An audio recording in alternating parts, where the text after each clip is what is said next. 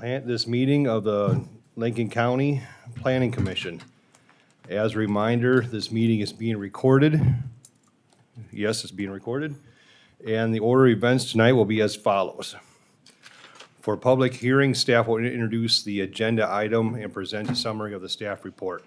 The applicant will then be asked to explain the proposal in further detail and answer any questions from the Planning Commission members. I will then open the floor to public comment, first in person support of the application, and then for persons in opposition of the application. When you step up to the podium, please state your name, address, and speak clearly into the microphone. Speakers are encouraged to address only new and relevant information pertaining to the item. Above all, please be cordial to all meeting participants and refrain from side conversations. Please, all conversations be directed to the front and not towards each other, or you'll be asked to leave. Lastly, decisions on conditional use permits applications may be appealed to the County Board of Commissioners by submitting a letter to the Planning and Zoning Office within 5 business days. All right. With that, I will do roll call. Commissioner Enstead. Here. Commissioner Hogan. Here. Commissioner Johnson. Here. Commissioner Scott. Here. Commissioner Poppins. Here. And Commissioner Jungling is also here. All right. With that, we'll do approval of the meeting minutes. If there's no changes, I'd offer a motion to, as printed, approve. All right, thank you. We I will second.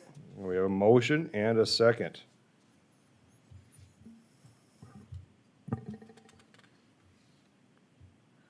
Sorry, doing paperwork here. All right, I have a motion, second, any discussion? No discussion, I will do roll call. Commissioner Enstead. Yes. Commissioner Hogan. Yes. Commissioner Johnson. Yes. Commissioner Scott. Yes. Commissioner Poppins. Yes. Commissioner Jungling is also a yes. All right, the meeting agenda. Mr. Brown, are there any changes on the agenda for the night? No changes. All right, thank you. Ask for a motion and a second to approve the agenda. I'll make a motion to approve the agenda for this evening. Second. A motion and a second. All right, any discussion? Seeing none, I'll do a roll call. Commissioner Enstead. Yes. Commissioner Hogan. Yes. Commissioner Johnson. Yes. Commissioner Scott. Yes. Commissioner Poppins. Yes. Commissioner Jungling is also a yes. All right. At this time, I'll ask for any public input on agenda items not related to what's on the agenda. So any other concerns or anything you'd like us to hear about, feel free to come up and speak. Seeing none, I'll close the floor. We have no old business tonight, so Mr. Brown, the floor is yours. Thank you, Mr. Chairman. This first item is an application. The applicant for this is Julie Palmer. It's on behalf of her father, who's Keith Palmer, who's the owner of the property. Subject property is approximately a half a mile east of the city of Worthing. Parcel size is approximately 10.52 acres. As you can see, the property is currently zoned RR rural residential. Surrounding property to the west is like zone. All other property surrounding is zone A1 agricultural. Subject property again is undeveloped. Property to the west is developed with single family dwellings, residential uses. Goes to this adjoining property. These adjoining properties here were pre-density zoning, so they were lots of record. These are some photos that staff took of the site. As you can see, this again, the site is currently vacant, surrounded by agricultural properties. The first thing you can really see is the property, which should be to the west, is a rural residential developed property. Subject purpose for this rezoning, the applicant did not submit a concept plan with the application. In subsequent conversations with the applicant intends, or the applicant's representative on behalf of the applicant intends to sell the property, and that there are potential purchasers that would utilize the property for an event center on that property is essentially the concept. But if rezoned, any commercial uses would be allowable on that property. Comprehensive plan identifies the subject property and the surrounding area as an urban expansion area. City of Worthing has identified this area as a nodal commercial business area. However, the City of Worthing does not have services available to this property, meaning that it would have to be developed as a rural property with septic systems. Staff analysis or staff finding is that the application is not consistent with the Lincoln County Comprehensive Plan, primarily because of the stipulation that services be available for development for the property because it's in an urban expansion area. Also, that the requested application is not consistent with the zoning of adjacent parcels, being the RR rural residential to the west and the surrounding area that is zoned A1 agricultural. So again, staff finding is it's not consistent with the comprehensive plan. With that, I'd be happy to answer any questions that you have for staff at this time. Thank you, Mr. Brown. Commissioners, any questions for staff?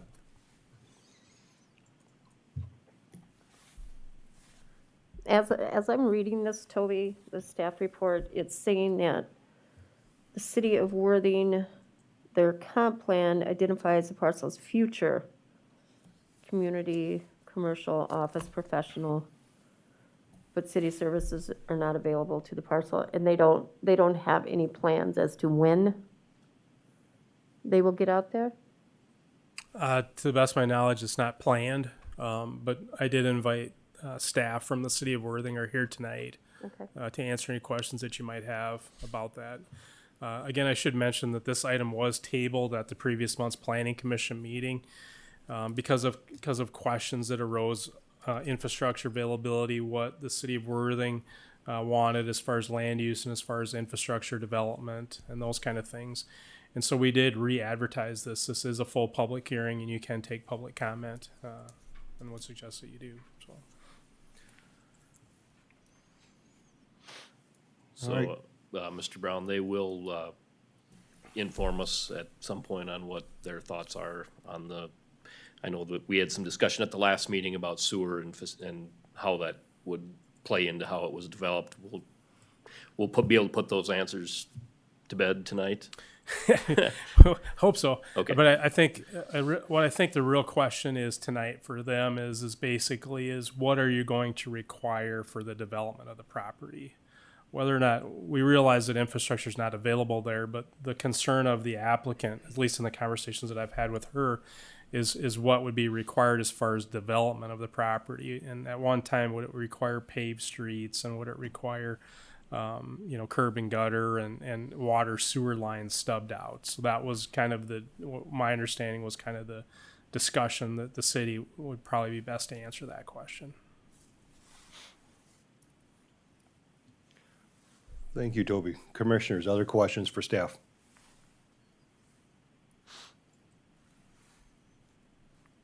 Mr. Scott, do you have anything? I do not, Lee. Thank you.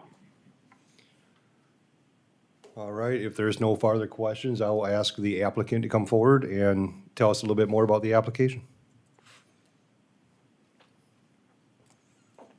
All right, as you remember last time, original plan was to have a, Can you say your name and oh, address for I'm the record, sorry, please? Julie Palmer, 3211 West Bitterroot Street. Thank you, Julie. So last time, as I mentioned, the plan was to do 1 acre, 8 lots residential, but Worthing wanted me to put in $1 million sewer system, even though the services aren't available. So then you would also need septic.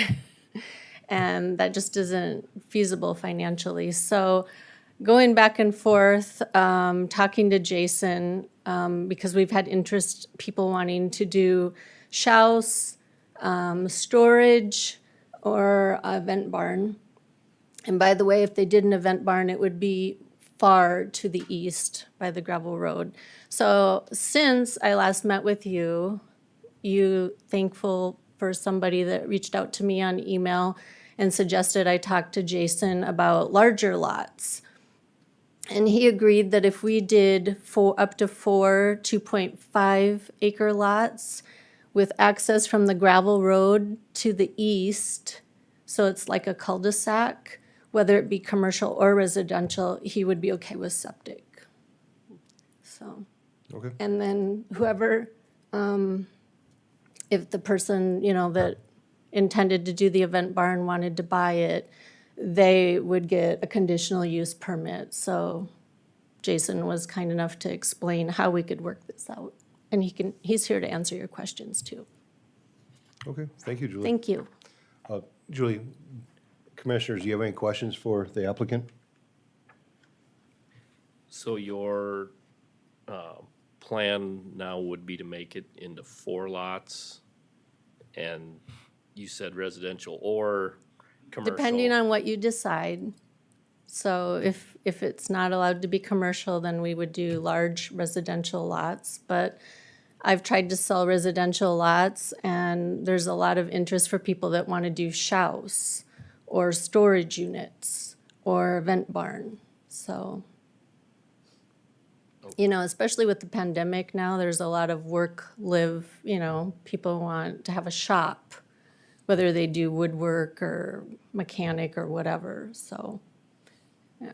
And there's railroad tracks behind the property, so it's not like, you know, it's this peaceful setting, you know what I mean? It makes sense to be commercial.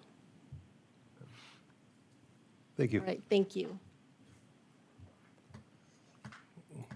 Okay, with that, I will ask anybody that's in favor of the application to come forward, please.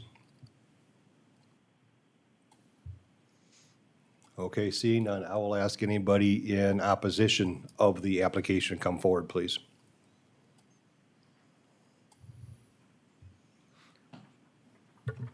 My name is Hal Schroeder. I live right across at 47283 280th Street. So, obviously, I'm right next door to this place seeking a redetermination. I obviously strongly oppose it. The land is zoned residential, and I would say for pretty good reason. There's 4 houses directly to the west of this land. I think it goes without saying that, and probably a lot of people, that we don't want to live right next to commercial property, especially with a big question mark on it as far as what can be built there. With this going forward, I guess I'd have to ask, just because if I try to sell my house and just because I can't sell it, does that mean I get to rezone it to whatever I want? The way I see it is, I'm sorry she can't sell it, but that's not your guys' problem, and it's certainly not mine. So, with that being said, I hope this committee chooses not to spot zone this property for that reason. Thank you. Thank you, Al. All right, anybody else? Yes.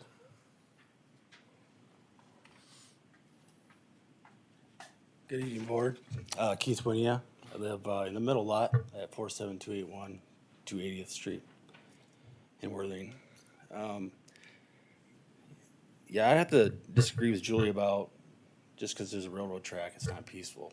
Could you speak in a little bit closer, Keith? I Thank said you. I have to disagree with Julie that it's not peaceful. It's just because there's a railroad track.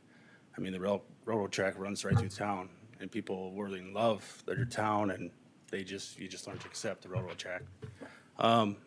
It is peace and quiet out there. That's the reason why roughly 9 years ago I bought the property. It's all single-family homes. We all care about our property. We all talk to each other. We wave when we mow our lawns on the same day on Saturday. It's a little community outside of the bigger community of Worthing. So I just would encourage the board to take that in mind, that it's, if your guys' own personal homes are in the same spot, I mean, like Hal mentioned, we don't know what's gonna show up there. There's no promise. I mean, you could say event center, you could say residential, divided lot, there's no promise there. There's nothing holding back from, I don't know what, getting built there. We all have kids and pets. I mean, me personally, I have 5 kids, all younger. They all play outside. I don't know what kind of traffic commercial is gonna bring. I do know residential, though, people will care about the property. You know, most of us all do. We care about our neighbors. We respect our neighbors. Residential is what it is now, and that's where it should stay. It's more conducive to what's, you know, as far as what's out there now. And I think Hal is on the right track as far as saying I don't know what it's gonna do to my property, you know, value, even though I'm not looking to sell, you know, for many, many years. I would just put me more at ease as a neighbor to know that there's gonna be more people moving in that actually care about, you know, the land than some other place or commercial thing that's gonna bring in more traffic at night, maybe, I don't know. Or clientele with if you ever attended a event center, you know, yeah, what kind of crowd is gonna be there? How late they're gonna stay? What kind of mess are they gonna make? You know, who's gonna show up to it? You know, if there's gonna be unruly people, I don't know. My family lives there. That's something that's drawing negative attention to our neighborhood. And I just appreciate the board's thought and consideration on that, of just kind of keeping it away from the area. But yeah, that's all I gotta say, and I appreciate you guys' time, Thank you very much. so. All right, is there anybody else that would like to speak in opposition of the application? Hello, I'm Ken Sweeter. I'm chairman of Lynn Township, and I'm not here to be for or against this project. I always bring up the deal that she said there's gonna be an event center, and it's gonna be based on the east side of the road. The township is not in favor of having an access off a gravel road. If they have the access, it's gonna have to come off a county road. And that would be more feasible than a gravel road. I just want to bring that to your attention. Would that be same if it's commercial or residential? You'd still want the same access? When you put in an event center, that's one thing. If you're putting in a house, would be a different, you're talking more traffic. Okay, yeah. And that would not be feasible to come off a gravel road. It'd be more feasible to come off the county road. Okay, That's all I'm suggesting. Thank you. Would the township likely, I mean, if I understood your question, would they support a residential access? Probably would. I think that'd probably be safer. Safer, yes, I would, and it would be a lot less traffic. Right. And you know, you're talking about an event center, you're talking a huge amount of traffic. Yep, no, I And understand we're that, talking yep. dust problems, and we're gonna have problems down the road with that. And it's gonna address the township. Any other questions? I think we're good. Thank you. Thank you. All right, anybody else that's like to speak in opposition of the application?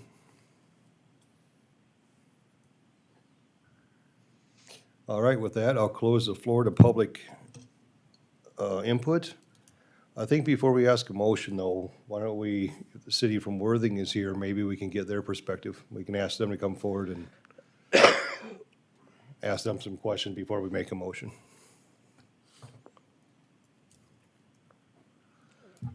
Jason Schrader, 208 Walnut Street in Worthing. I'd be the zoning administrator for the city. Thanks for your time tonight, Jason. Yes. Appreciate that. Commissioners, what questions do you have for Worthing?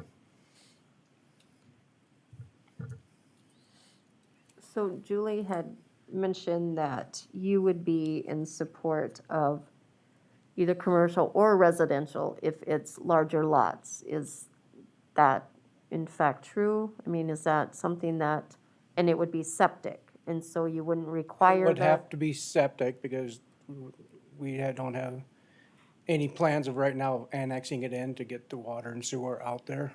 And you wouldn't require I know before it was the millions of dollars worth of work that she would have needed to have done, and We would like water and sewer infrastructure if there's gonna be a street out there. That way in 10 years, 20 years, when the city does reach out there, the infrastructure is there, is our only request. I know it's a lot, but if there's other developments around Sioux Falls that didn't put water and sewer in, and now they're having problems, is my understanding, at the homeowner's cost. So we're trying to avoid that. I mean, it's probably a ways out, but that's what we're trying to avoid here. Is that currently rural water serving that area? Yes, yeah. So you'd have them all run one line out, maybe to the ditch to hook up to the I rural water? think there's a water line that runs right along east-west there. And then in the future, when the city came through, they could just disconnect and reconnect? Would that be the way that I'll would talk to work? the engineer, but yeah, yeah. Okay. And so my understanding, you were saying 10 to 20 years, so it'll be a ways We have out. no plans of it right now. Okay, I mean, but you always gotta plan ahead, right. Oh, absolutely. so. So the folks that live out there, I mean, change will be coming, just so you all know, change will be coming. It's not always gonna be your rural area, so. And in the staff findings, it said that your long-term plan for those 20 years down the road or whatnot, that is set to be more of a commercial setting. Yeah, with that intersection there, it's a main road or whatever we called it, an arterial road, and we envisioned, yeah, gas stations and mini malls or shopping mall kind of deal, little shops there on that So that's- corner. that is- Commercial, office, That is the long-term plan of the city. that is in our future land use map, yeah, yep. Yep. All right, other commissioners, any questions for Jason at the city? Chairman, and I do have a question, Eric. Yes. Jason, could you explain to me, the way it's been presented to us is this 8 plan that you would require curb, gutter, sewer, and a 4 lot it would not, and if it's rezoned and goes to like an event barn, it also would not require that. Are we understanding that right? If there's a street involved somehow, infrastructure we would request infrastructure. But if it's just individual lots, we can't enforce infrastructure. But if there's plans for a street eventually ever there, yeah, that's where we need the infrastructure. So a cul-de-sac model that came off of the county road, you would not require something. I mean, if it was just an entrance to 4, you're talking about a connecting street, you would require it, Correct. Correct. just so I'm clear here. Yeah, no, and would it be allowed gravel? Would you Yeah. wouldn't be, okay. Yeah. So just so we're all saying, or at least I'm on the same page. If she was to go to this lot plan with a cul-de-sac, they could develop that off the septic, and you guys just full of that and go along with that plan. Yeah.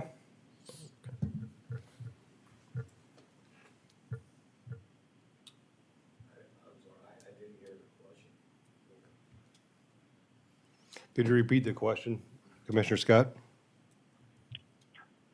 I just wanted to clarify that if this 4 lot plan with a cul-de-sac, just the city will really find that if we're on septic, is that fair?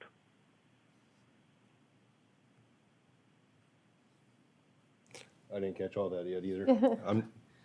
I think what we need to remind ourselves that we're trying to look if this is a rezone change and not try to contemplate, I think, what they're gonna do if it doesn't change. It's appropriate to make the change to a commercial or not and try to focus on that. So if we could, Mr. Chairman. Yeah, and also if it's an events hall or storage units or whatever it is, that'll be a conditional use permit that will come up later. And right now, it's just commercial or residential. All right, Commissioner Scott, any further questions? No, I'm good. All right, Commissioners, you good with? Thank you, Jason, appreciate your time. Thank you. All right, with that, I will ask for a motion so we can have further discussion amongst ourselves.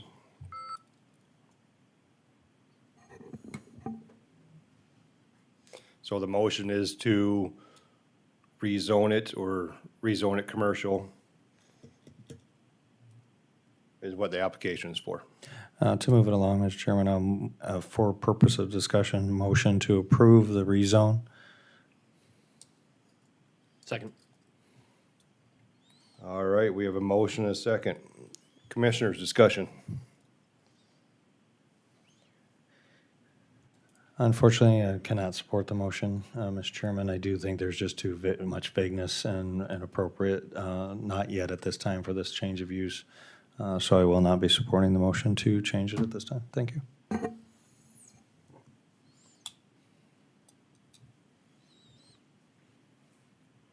Any further commission discussion, commissioners?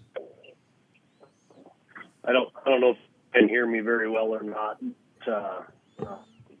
I think that we've had this known correctly right now, and I think that we should just continue to exhausted the options to and found some ways that you can use the property how it is currently, and so I'm not in support rezone there. Thank you. Commissioners? I guess I would maybe take the opposite. If the landowner would like to have it as commercial and that fits into Worthing's long-term plans, I guess I would vote in favor of it. Good.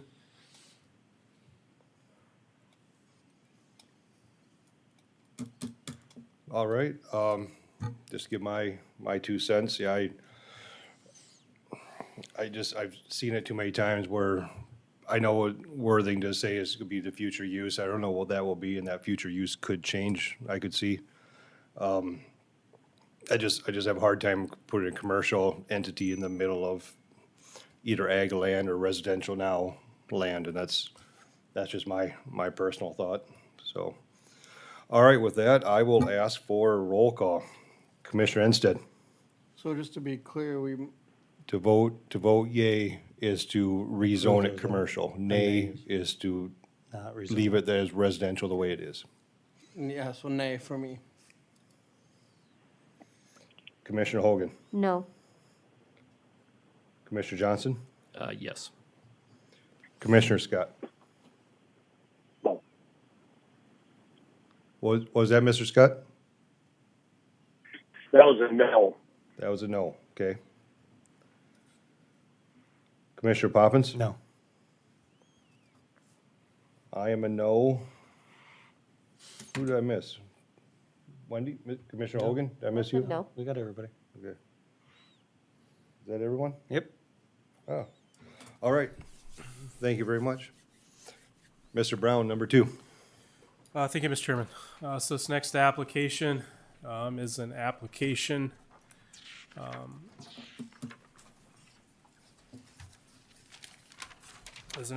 from Mark and Teresa Blow. Subject property is approximately 1,300 feet west of the city of Harrisburg. I realize I made a mistake in the staff report on that, but it's actually west and not east of the city of Harrisburg. Subject property is currently zoned A1 agricultural, as you can see, as is all surrounding properties surrounding this property.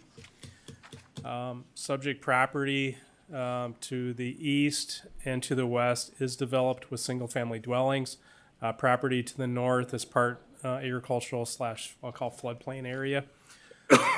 Again, as part of what I listed in the staff analysis is that this at one time was one parcel that was developed by the applicant. Subsequent to that, the applicant worked with the city of Harrisburg to replat the property into 2 lots. The applicant then sold this part of the property with the house and with an outbuilding on it, and now is intending to rezone this property so that there can obtain a building eligibility for the property. These are some pictures that staff took of the surrounding area, identifying that again it is vacant property currently at the time or at this time. Comprehensive plan identifies this property and the surrounding area as an urban expansion area. The city of Harrisburg does identify this property as low density residential. City services are not available to this property at this time. Staff finding is that the application is not consistent with the comprehensive plan, primarily because of density zoning. Again, in 1995, Lincoln County adopted density zoning, which essentially froze all building to essentially 1 per quarter with an eligibility. So this property did have an eligibility and then was split to not have an eligibility on this adjoining parcel. And also, the application is not consistent with surrounding zoning because it's all zoned A1 agricultural. As I also noted in the staff analysis, the nearest rural residential zone property would, I think it's 3.5 miles away from this subject property. So essentially, the term spot zone would be applicable again to this application. And with that, I'd be happy to answer any questions that you have for staff at this time. Thank you, Mr. Brown. Commissioners, any questions for staff? If I could, Mr. Chairman, could you remind me again, Toby, exactly when did this parcel get separated out? I think it was 2014. 2014.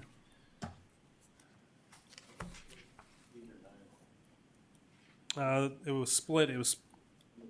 The original parcel was split out in 2008 Yep. to allow it to be built on. Yeah, but this one would have been separated. Then when they separated it, and that's under the jurisdiction of Harrisburg, so our office. So didn't have- that's exactly, okay, thank Yep. you. Yep. Perfect, thank you, Mr. Chairman. Other commissioners, question for staff? So, Toby, what is it zone now? Is it ag now? Correct. Correct? Okay. Yep. And it is in the jurisdiction of Harrisburg. Do they have, For plating. for plating, do they have any plans to allow that in the future, or?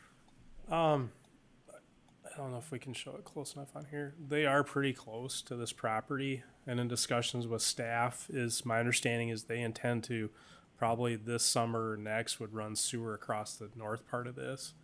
There is, so it's not contiguous to be annexable today, but I would say within pretty soon it will be.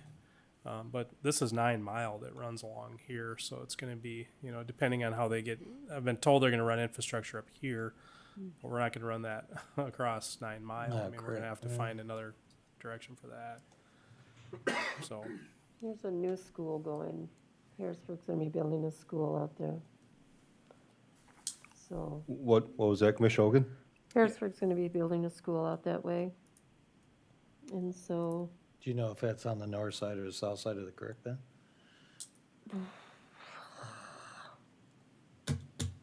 I do not. Middle school will be on the north side. North, yeah. Just the north side.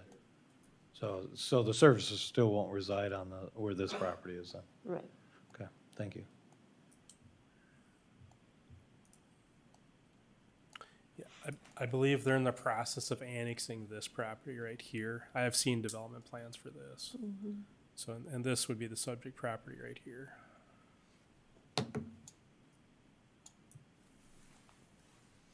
Okay. Commissioners, any additional questions for staff? Seeing none, I will ask the applicant to come forward and tell us a little bit more. Right. Thank you. I've got a handout if you guys want a copy of it. I don't know if you can see it, if they can see what's here and there. Oh, over here.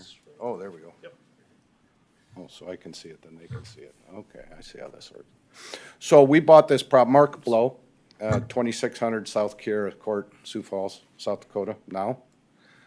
Prior to that, I lived in the house adjacent to this property.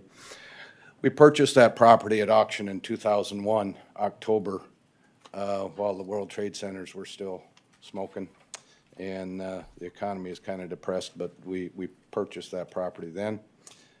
We then subdivided it after 2008 and 9, taking a look at the economic crisis going on, not knowing if you're going to lose your job or what. I really didn't want all 11 acres of my property on my mortgage as collateral. So I broke that off. So if the world came to an end, I'd at least have a place to pitch a tent. So that was the purpose initially, to subdivide that out. That question comes up a lot. In recent years, with the increasing property taxes, our property taxes have over doubled in the last 5 years. And I'm looking at retirement. I don't make that much money. I had a big mortgage. so we elected to sell it. One of the primary reasons was this tax value you see here is probably at 50% of what it's assessed at, assessment. So we were staring at, if that goes to 90% assessment of market value, I don't know what it is, $25,000, $30,000 a year on the value of that property we had. So that just, in combination with a large mortgage, didn't combine into my retirement plan real well. So we sold it, hoping we could rebuild in that community. We've been there for 20 years. My son built the War Memorial over at the Veterans War Memorial at the cemetery for his Eagle Scout project. But so we have a connection to that community. We like to stay there. I understand spot zoning isn't a good topic. It's not common, but it is not without precedent in northern Lincoln County. It has happened. I don't want to dwell on that a lot, but looking over the zoning maps, I noticed a couple that did kind of pique my eye, and it's over on 273rd Street, just on the west side of the interstate. There's a string of acreages along this road, and in 2006, this was spot zoned as rural residential, and then again, in 2010, there was a spot, excuse me, again, just down the road in 2020, wasn't it, or 10? 2020, a new rural residential was approved there for an acreage to go in. Really, I did not wish to go with a spot zone. I would just soon be able to do something. A lot is happening here in Harrisburg. This piece of property here, Tiger Meadows, is under construction already. They're moving dirt there. I believe that has been annexed, but it doesn't show up on their map yet. Has it officially been annexed or not? I'm not sure. They're moving dirt there anyway. That's all I know, and there's a subdivision proposed there. If that were annexed, our property would be very close to that. This hatched area I showed, which is the property that surrounds my original property, I talked to that landowner today. He was in support of it. I don't know if he came to here, but he did some platting here a few years ago, and he signed a voluntary annexation agreement. So at such time those become conjoined properties, he will have the opportunity to or be required to annex one or the other. And if that happens, then I would be, if I needed to, I would have to annex. But that could be 6 weeks, it could be 16 years. Who knows how that is? Because as Toby said, I've heard a lot of inklings, and that it's my understanding that this property here from the lift station on Cliff, there's a proposed trunk sewer line that goes all the way out to the west side of Minnesota Avenue. And from the discussions I had with people involved, they want to get that done as soon as possible. I assume when that happens, they would annex that ground for that sewer line. I don't know exactly how they go about doing that, but at that time, that would probably enable this property to be annexed and me also. And actually, if this Tiger Meadows has already been annexed, there's only 50 feet here or 100 feet that's separating that. So I think there are some special circumstances going on in that part of the county that would, it conforms to that neighborhood. We did receive a approach permit from La Valley Township. It was discussed with them and it was unopposed. Right now, currently there is, I think, if we had a bigger picture, I think there's 10 acreages on that mile right now, the way it is. So approach permit has been procured. To follow a few of the bullet points that are in the staff's report, one of the things highlighted is to provide for orderly and efficient economic development. I think we're in the bullseye of Harrisburg expansion, and annexation kind of appears imminent to us. We informed the city of Harrisburg of our intent at the December planning and zoning meeting, discussed what our goal was, that we had submitted a request for a rezone. That went without opposition, had heard no disagreement from them whatsoever. And I did talk with Mike McMahon a month or two ago, 3 months ago, about what would happen if we got annexed. They would probably annex, all that property is A1. They would annex that in as ag. Harrisburg has 2 ag categories, an Ag 1 and a new Ag 2, which I really don't know what that is. But it would go into the city as that. So those were discussions I had with them 2 or 3, 4 months ago. I was hoping we could do some kind of a variance or conditional use upon such time it becomes annexed or something, but that isn't a viable alternative according to the planning folks. The only alternative it appears you guys have is to go with the rural residential. So one of the other items highlighted was to manage growth within the framework of the development plan and municipal comprehensive. I guess we've discussed this in depth with Harrisburg, with La Valley Township and all those concerned, and we've heard no opposition from anybody at this point. I made it known that that was our intentions when we sold our house to all our neighbors and the adjoining neighbors, and to the best of my knowledge, there's no opposition. A couple other items I picked out that aren't, that were mentioned in there to achieve number 7 and 13 in the staff report. Electrical is on site. That's right in the ditch. Rural water, I gave them an easement to cross that property in 2007. When I originally purchased that, the water line came up to the east edge of that property and up to the west edge of that property, but did not connect through there. And they wanted to complete that connection and make the loop that's better for, they don't have to clean out the end of the lines and so forth, so I gave them that. That water's on the property. City sanitary, that line is coming in pretty soon. It's on the north side of the creek.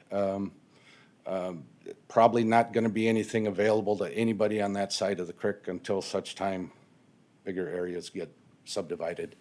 And it's not easy to get 404 permits and environmental clearance for going underneath creeks, so we'll see how that goes. That could be a long time.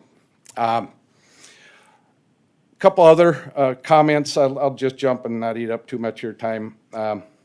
Consideration was limited to develop of those areas. This is item 9 that's in the comprehensive plan. There are elements in there where those areas where parcel size and competing land use have substantially reduced economic viability and future success of agricultural operations. When I bought that, it has a farm number, and I haven't checked with FSA since I sold the house, if I still qualify as a farm or not, but we've raised sweet corn and alfalfa off that ground for the last 15 years. Our hopes is to build a house and continue to do that. That's kind of a good retirement hobby. I enjoy doing that, so that was kind of our goal there. And to preserve sensitive areas, you know, if that does get annexed and go to high density, currently right now, there's a summit in that lot. Right through the middle of that lot's a high spot. So the majority of that water comes back towards the road. It doesn't go over the edge. And I think by having 1 acreage, we plan on building one place with one shop at this point. And that would be better than if it gets annexed and high density or something gets in there with more runoff right alongside the creek. I think environmentally it's better to have one unit. It conforms to the neighborhood and the other properties. So I think it's a benefit to have that low density. I'm not sure what the low density discussion is and if that's what Harrisburg's low density definition is or not, exactly how that works. But I guess time is of the essence for us for 2 reasons. Inflation. I've done a lot of these works. That's my weekend and nighttime job. I have a full cabinet shop. I do a lot of the work myself, and I just turned 61 last fall, so I'd like to get something done the next couple of years if I can. So waiting for that annexation to happen and sewer to appear, like I said, it could be 20 years from now. It's going to probably happen at some point in time, but sooner than that. But I guess that's my input. Thank you, Mark. I do presentations for a living. Commissioners, any questions for the applicant? Did you realize that when you divided your property, you were giving up the building eligibility at that time? Oh, yeah, I knew there was one on there. Although looking at the agreements, it looks like you could argue almost you can get two if it's a family or something, put two in one location, but that's, yeah, I knew that was gone at that point in time. Commissioners, any other questions for the applicant? Seeing none. Thank you, Mark. All right. Appreciate it. All right, at this time, I will ask anybody in favor of the application to come forward and speak.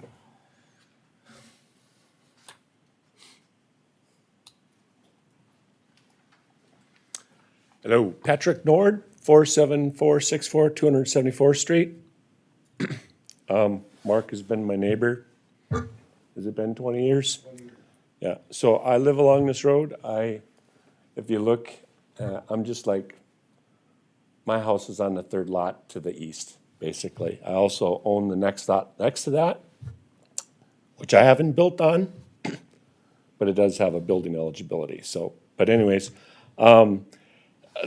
like Mark said, there's acreages all along this road. That particular space where he would like to build one more single-family residential home, I don't see that it would be a problem. I would be in favor of it. Mark's a civil engineer. He's gonna build his own home, and he'll build a beautiful home that's gonna probably add to the value of this neighborhood and along this road. It's a nice drive along there. So as long as Mark's intention is to just build one single-family dwelling there, one more I don't think would be a problem. Thank you. Thank you. All right, anybody else in favor of the application?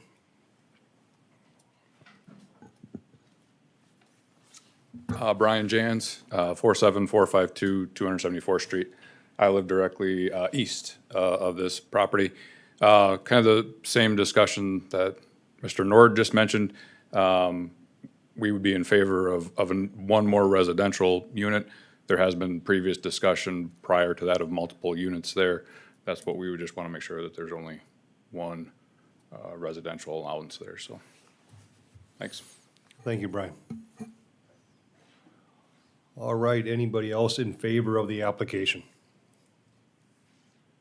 Seeing none, anybody in opposition of the application? Seeing none, I'll close the floor to public comments, and I'll ask for a motion from the commission.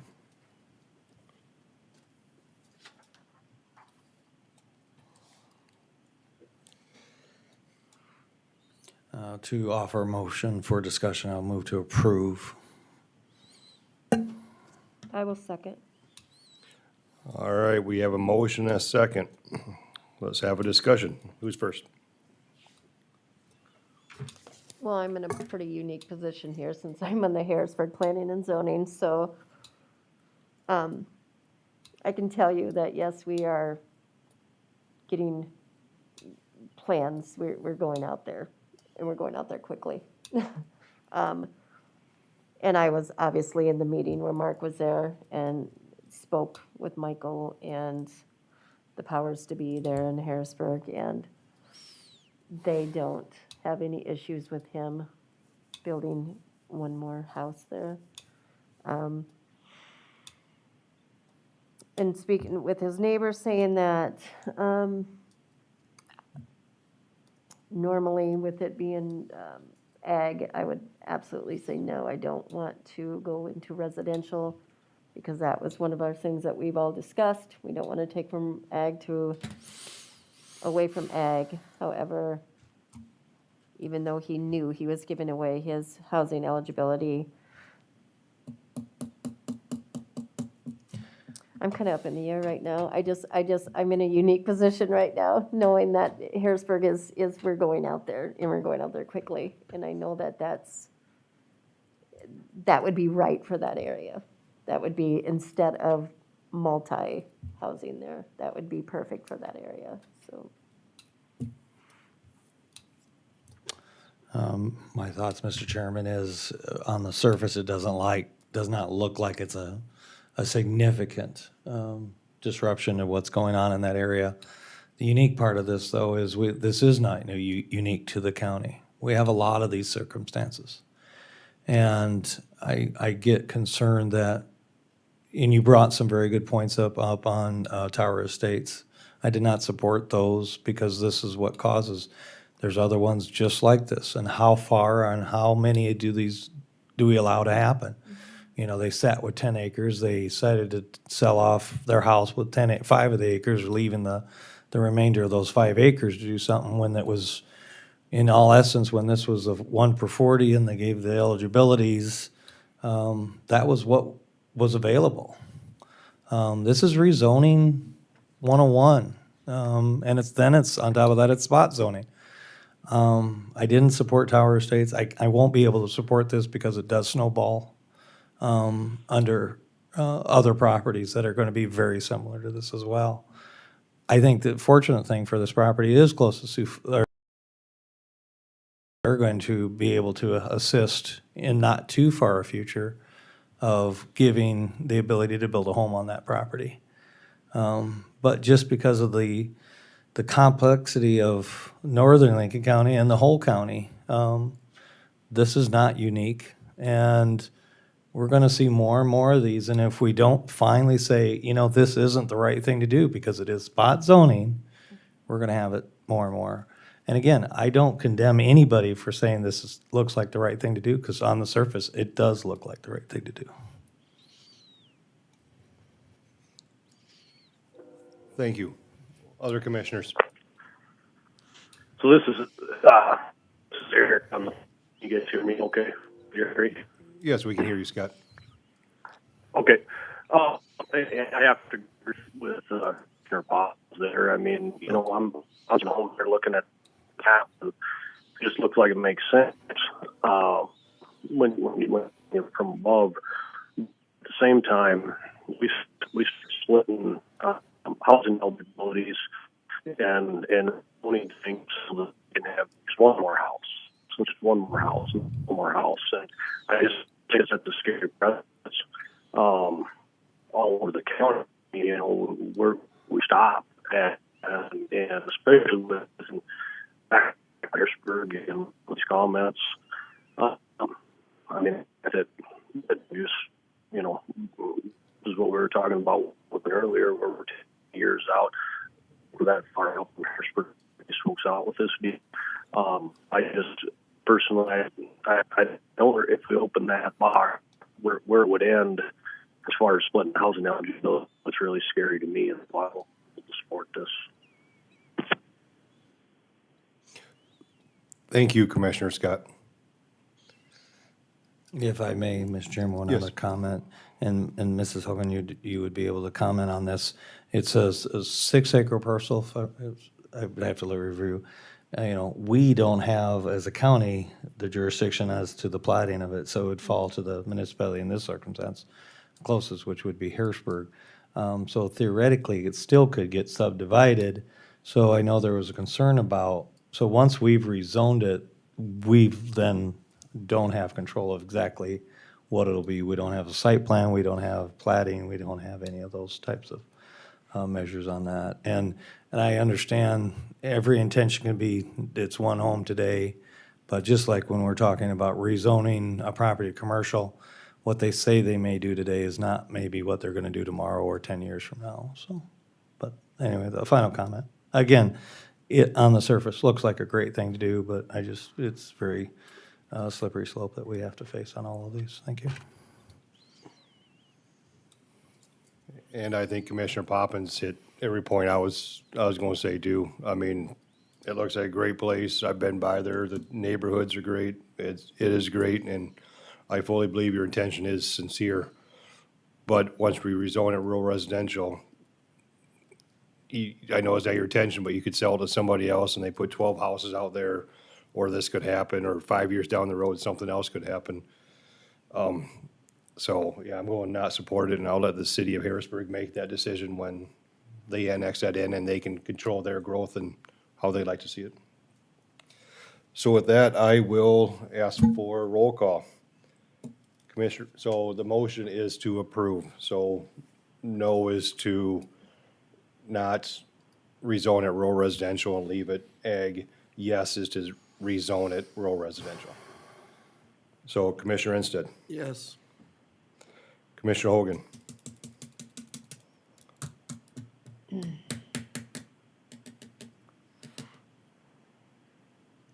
I'm gonna say no. Commissioner Johnson, No. Commissioner Scott, No. Commissioner Poppins, No. and I am also no. Commissioner Jungling. All right. Mr. Brown, item number 3. I'm sorry, I just to clarify that, that did fail. I gotta say that for the record, so, thank you.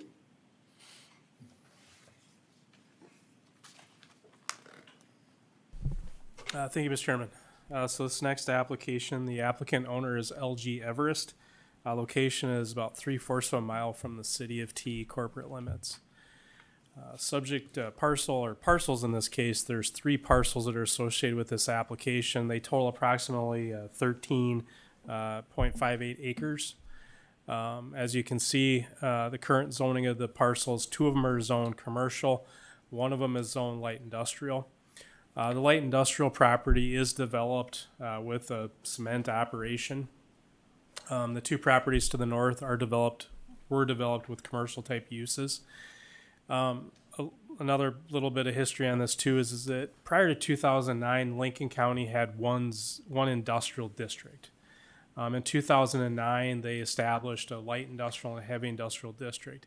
At that time, the staff at that time went through and looked at all the properties and designated them. On this particular property, they designated as I-1. And then this, which was an existing developed parcel. And then these parcels, of course, were already zoned commercial. This property was also rezoned to industrial. It was zoned commercial at one time. Parcels are all developed. There is structures on all 3 parcels. Parcels to directly across the road are like zoned commercial and developed for commercial type uses.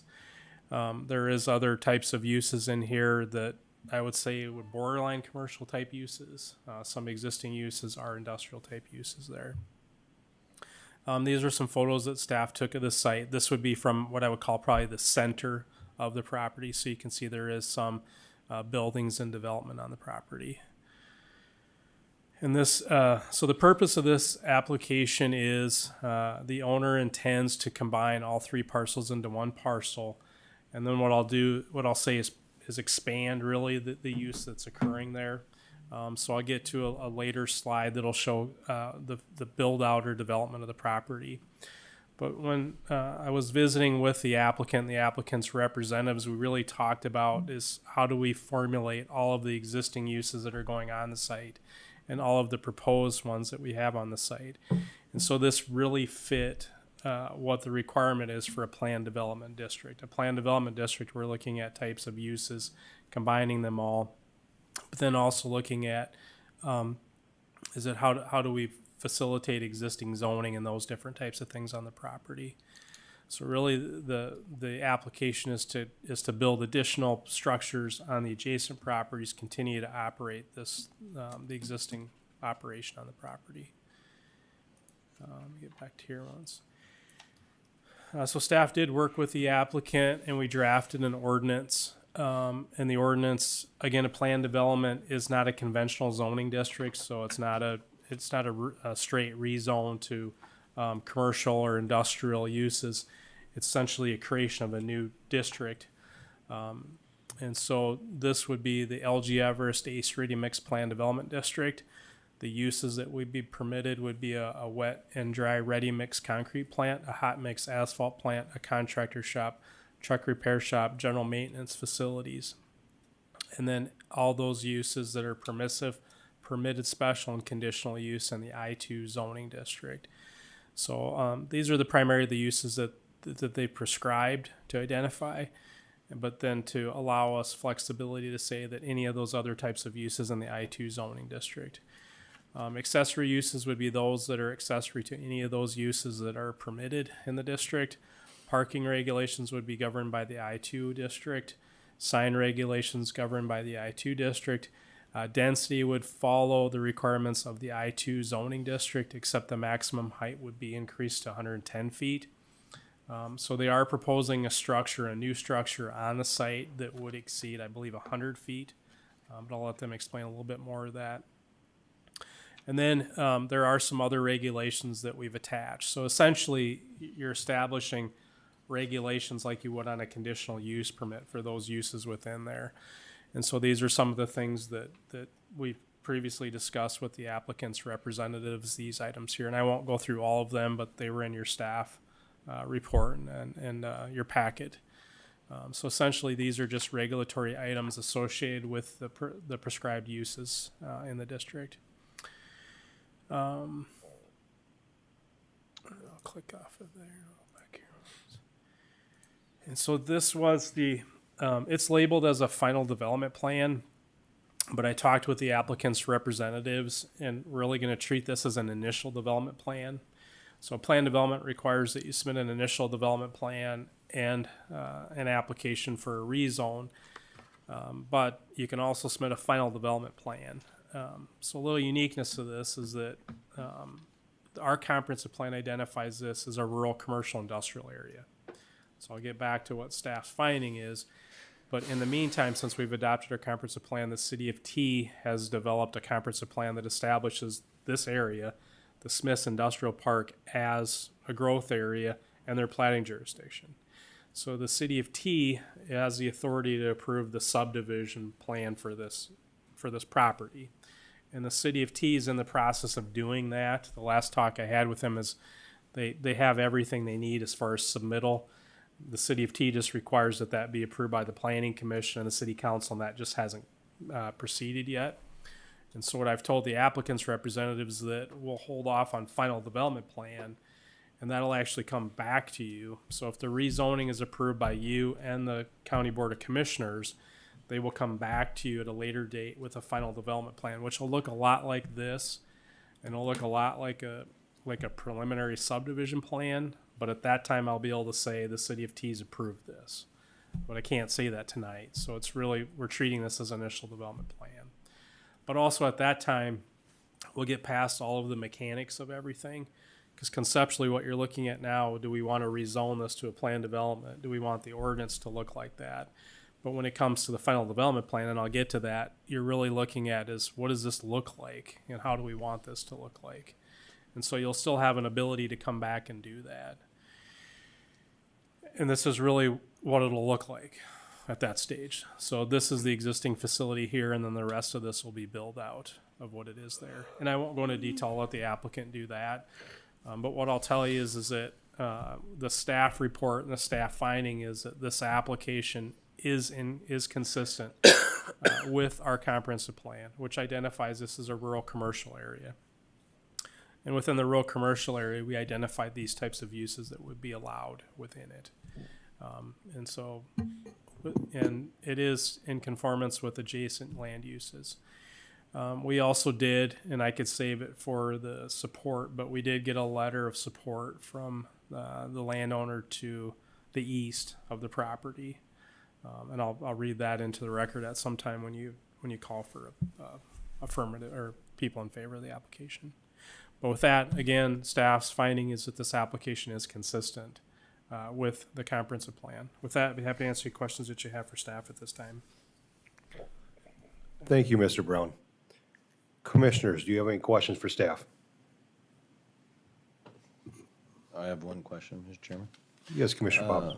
Does this plan development have any effect on Ironworks Avenue? No, but as you're aware, as the state is investigating the overpass in that area. Correct. That's why I was curious if there was any, because the property would be owned till the middle of the road. Correct. Is it not? And I was just curious if the road was included in it, and there's no, and maybe they'll address that, but at this point, you have not been presented with anything that addresses improvement or condition of that road.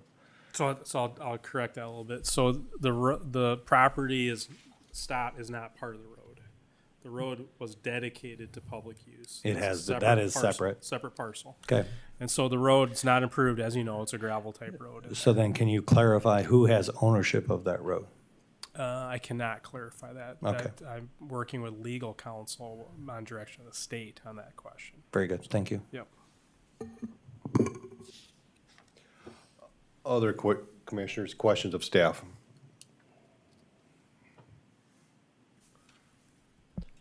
I'm not sure if this will be for the owner or not, but Mr. Brown, is there, what do they have in there for as far as wastewater runoff from this future potential development and all that?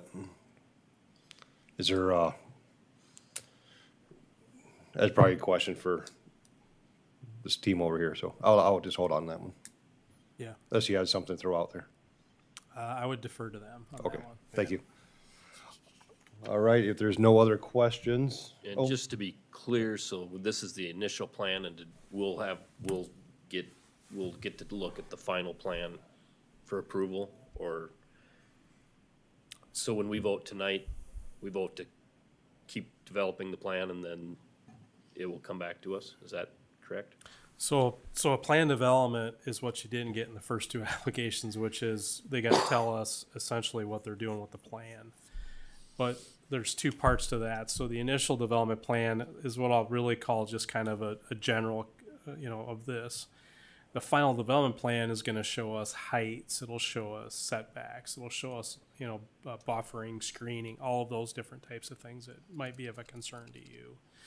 At this stage, it's just like the first two applications. Are you supportive of the rezone concept of it? And then the initial development plan, yes, it generally meets the requirements for submittal.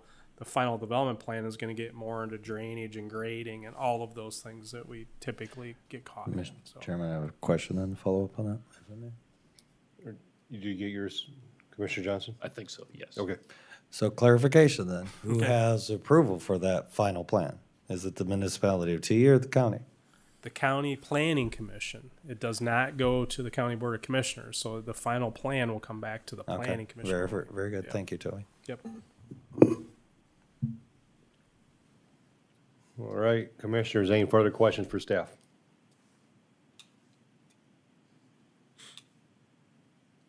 Seeing none, I will ask the applicant or representative to come forward and talk about the application, please.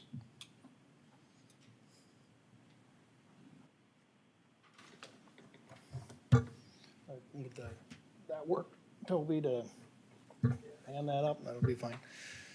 Hello, Commissioners, Gard Rops with Stockwell Engineers, 2201 Edgewood Road, Sioux Falls, South Dakota. Is that on? Yeah, it's on it, just. if You're you- tall. Yeah, you're tall.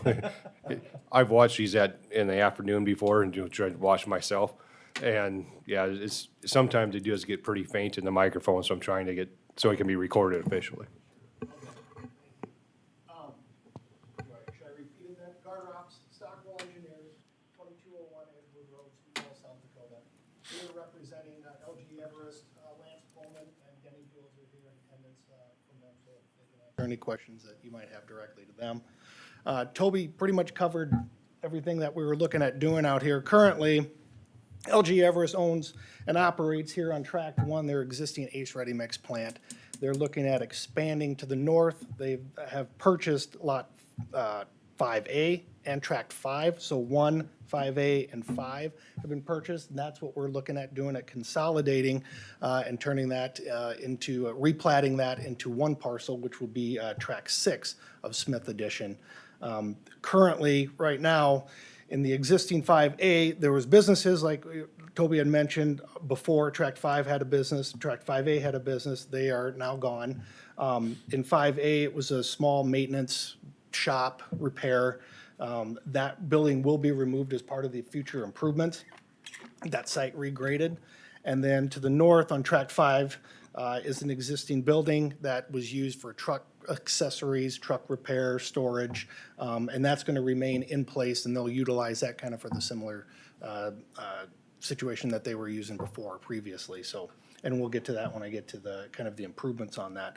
So the plan is, right now, as Toby had mentioned, to replat this property into one parcel and add the three, so you have tract 1, 5A and 8 into one tract 6, which will include the full 13.58 acres or so. That has been submitted to the city of T. Engineering has reviewed that, have approved it for the commission, but the commission hasn't, planning and zoning hasn't, I believe, approved that yet, but it's been approved by their engineer at this point. And I think that might be either on this meeting, this coming up meeting, which I think was this week, or maybe potentially the next month, but that's where that is at right now. So they are looking forward to doing, replatting the property.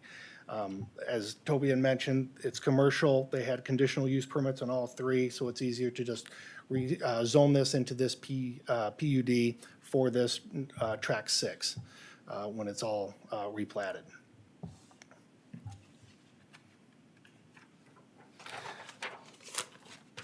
The improvements, kind of flip this counterclockwise here. Right here is the existing facility. That's Ace Ready Mix site right now, and the plan is to expand that to the north. Directly to the north, they'll be expanding the pavement. You can kind of see that in light gray. The coarse aggregate and fine aggregate will be located right here in the red hatched area. Sandwiching that would be a new wet plant that would be going right here. You can kind of see the footprint. It's smaller than the existing facility, but that will be fully enclosed. That's where the height restriction kind of comes in, that they kind of need to get included on this rezone, because that will be roughly about 100 feet or so in height. Exactly which plant that will be right now is not known, but the 110 would cover any plant that they would propose to put here at that location. So that will be utilized. The rock piles in between will be utilized to feed both plants. Just to the bottom there to the west, there's a couple of material storage bins that will be enclosed, not from the top or the sides, but the sides will have walls that will enclose any specialty aggregates that they will need for certain specialty mixes on site. There is an existing use to wash out those the trucks as they come in. The plan is too that during operations, they're going to be bringing in some extra concrete from removals of other sites. That will be crushed on site, so kind of in a placeholder right here is a recycled concrete area. So that's where their recycled concrete will be crushed and stockpiled. There's an existing utility easement right in through here, overhead power. Obviously, we maintain to try to stay out of that with any structures, including the concrete washout area and the wet plant, so that's kind of restricted the site a little bit from what we can do.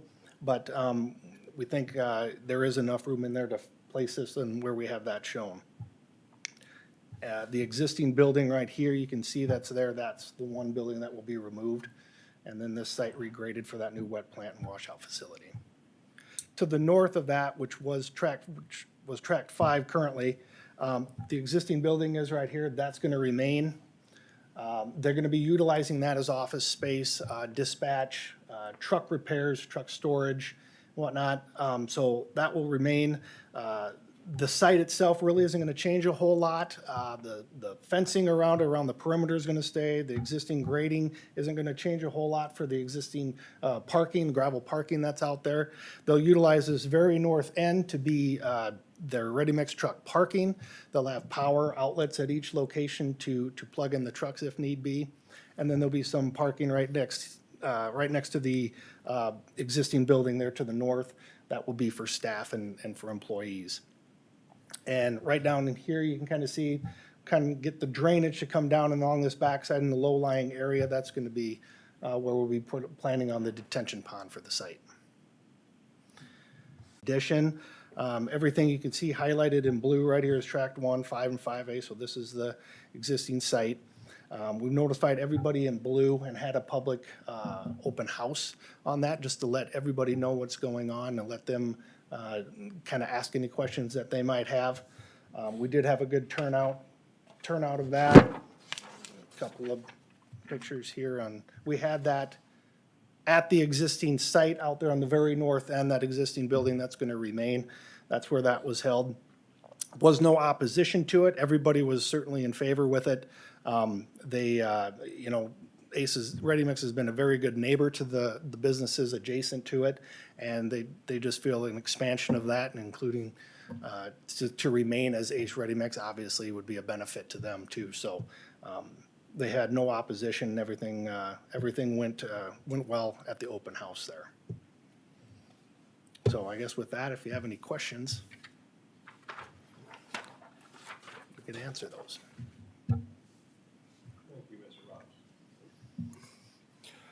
Thank you, Mr. Robs. Commissioners, any questions for the owner or the representative?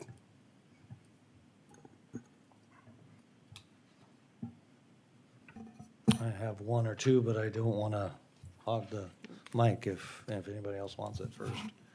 Mr. Robs, hey, could you pull up the preliminary plan, if you could?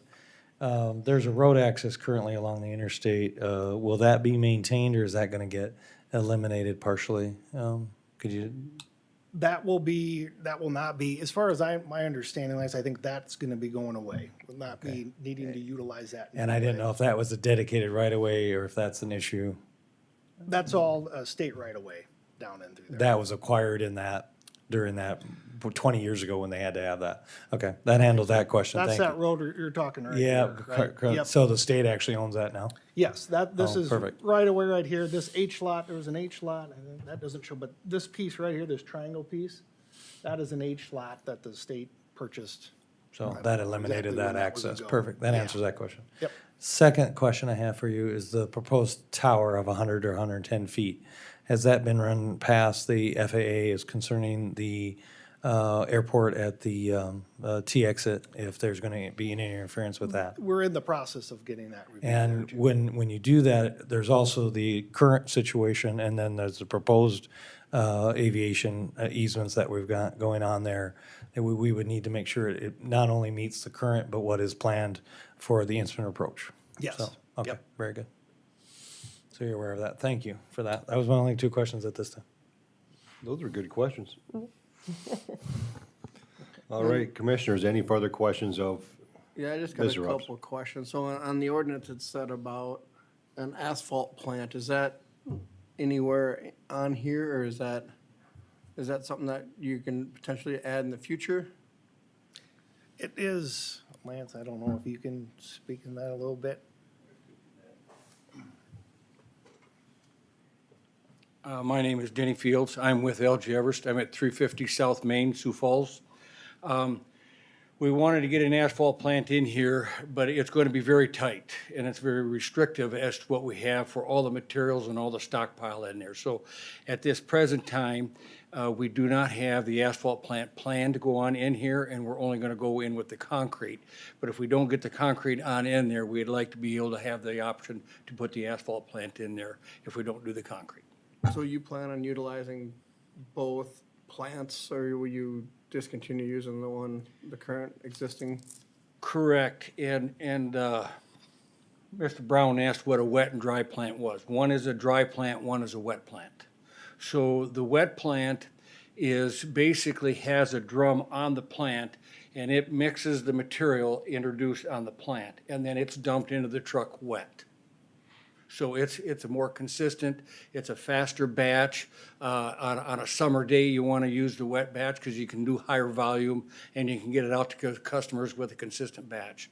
On the dry batch, it's introduced into the truck dry, and you introduce all the components in the water into the truck, and the truck does the mixing. So it's a little bit slower. We have to be a little bit more careful on making sure the mix is consistent going out from one batch to the next.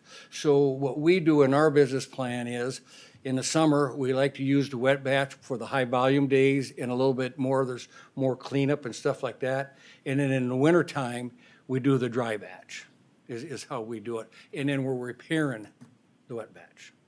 And then with the concrete recycling area, you said that it's gonna be ground up. And I know we've had that issue come up in the past where it creates a lot of dust, and is there any plans to, depending on which way the wind's blowing, or that could blow onto the interstate and cause, visibility issues? Is that something that, that needs to be looked at, or how often does that get crushed and that kind of stuff? I would clarify one thing that Guard said there on that, and I'm gonna change it, what we're gonna do. Our plan is to stockpile that concrete there and then haul it off-site at this here time.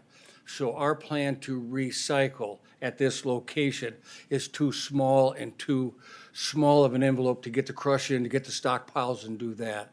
We have a yard down on Rice Street, so what we would do is when we have concrete that comes back, we dump it over there in a pile, the loader kind of puts it on up there, it's wet, and then we break it up hard and we'll put it into the trucks, haul it over to Rice Street, and then we'll do the crushing over there. Okay, I was just concerned with, it causing dust and potential accidents on that stretch of roads. It is crushed locally right there right now and has been for quite a few years before we purchased this property. So it's not too far. A neighbor right down the road is doing it. So it is being done right there. And you can do it to where it controls the dust and you can control the pile. And we've got all kinds of systems that we can plug in there to make sure that we're not going to interfere with any kind of dusting across the interstate. That's all the questions I have. Thank you.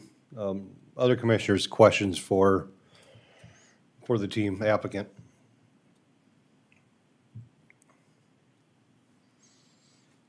All right, the only, Do you have two more? Oh. Again, I don't wanna. no, jump in, please. One of the questions is, I asked Toby about the ironworks. Can anybody give me an update of how? That process is coming, working with the state and the other property owners at all at this point? Because it is an issue that has to get resolved. Lance has been attending those meetings. I'll let him come up and introduce it and take that one. Hi, my name is Lance Pullman. I'm the engineering manager for LG Everest.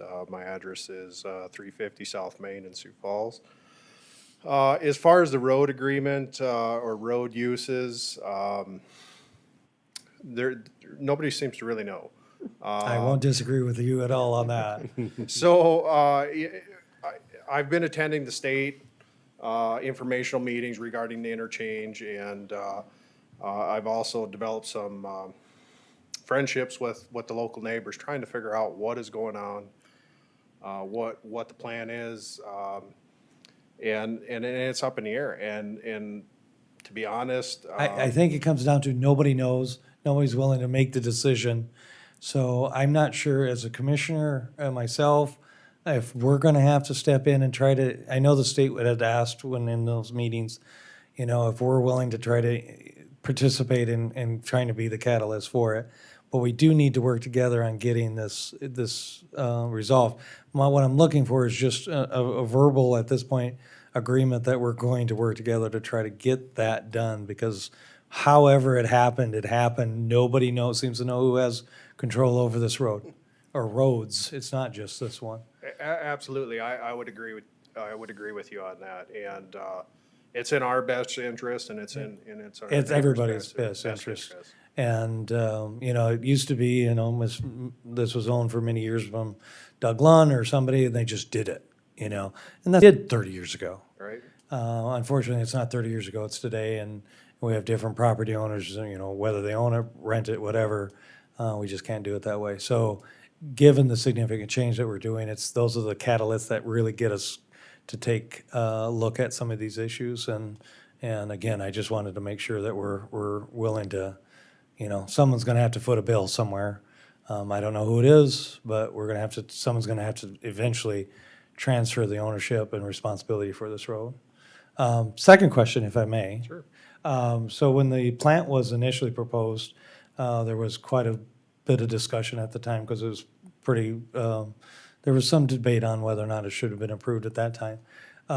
As you can see from the photos, there's trees surrounding that property. Can you describe any landscaping, and I'm not a favor of that, but it was part of the original agreement. Is there any intent to try to soften the impact to adjacent properties by landscaping or something else like that? We've discussed things, and some of the existing landscaping, see, I got a point down here. So like the south berm here, and some of these, this is gonna stay. Obviously, this is in the way of development.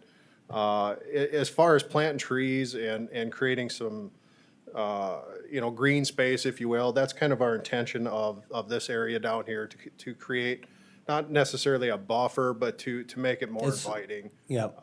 And I bring that up because I do remember when it was proposed, the initial cement plant, it was a lot of discussion at that time, and I think it was an instrumental part of that getting approved at that time. So I'd hate to lose it completely because of the reason why we're here today is it did get approved under those pretense.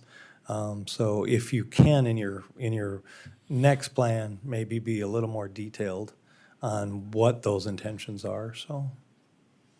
Sure.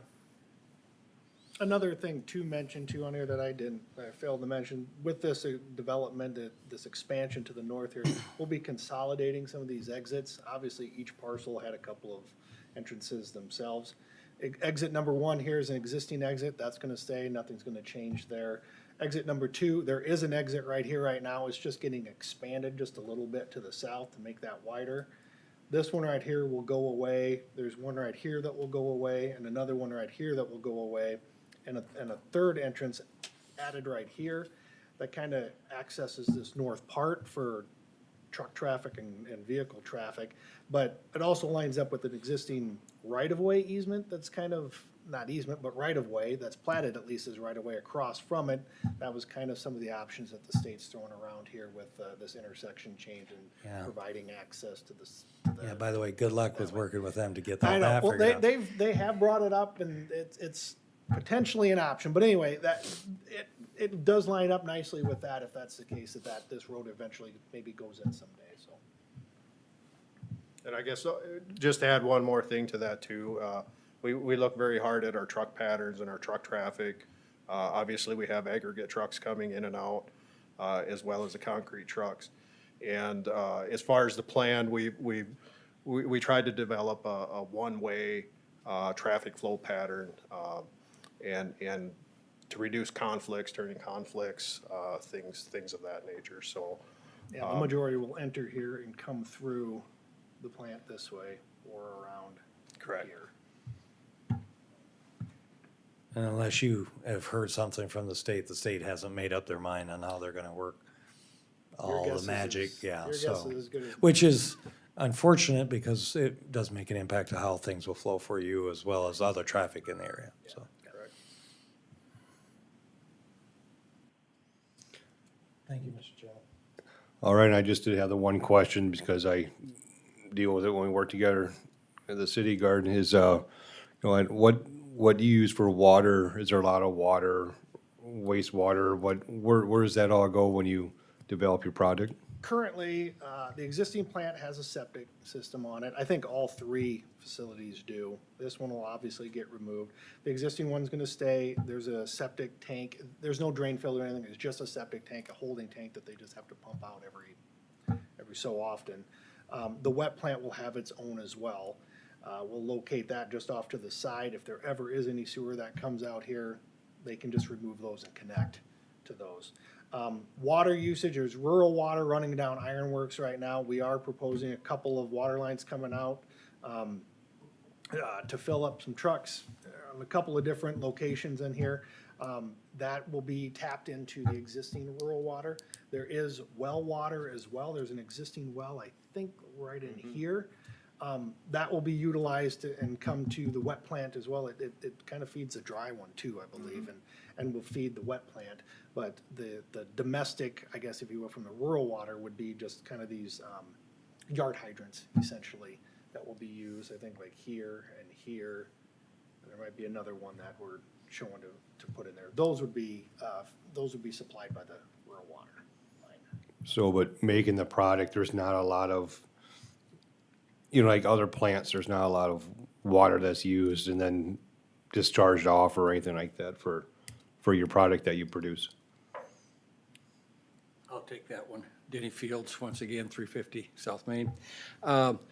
We wash out the trucks and the wet batch plant on a nightly basis. So we introduce so much water into that truck and then we let that spin and then we discharge that. The one facility right here, this is a washout bay, that is what that's used for. So that will have, we will dump into one side is what it will do, and then it will let it settle on out, and it will have some slopes, and we'll go in and we'll clean that on out on a daily basis. It will leave a paste behind, is what it will do, and then we'll put that in the recycled concrete. We'll have that hauled off, is what we do with that material.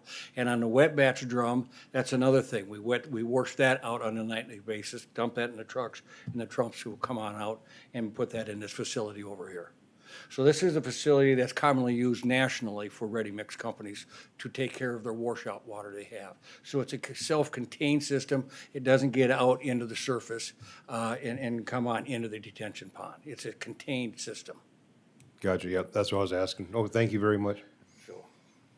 Mr. Chairman, one last question, I promise. Yes. Can you give us an idea in capacity compared to current operations? Is this site going to be able to do 50% more, 100% more, or 0% more? What is the intention of the site in volume, just so we have an idea on amount of trucks and traffic moving through in and out of this area? Thank you. Tough question, depending on market conditions, is be my answer on that. The capacity with this wet plant and this dry plant will be able to increase by 50%.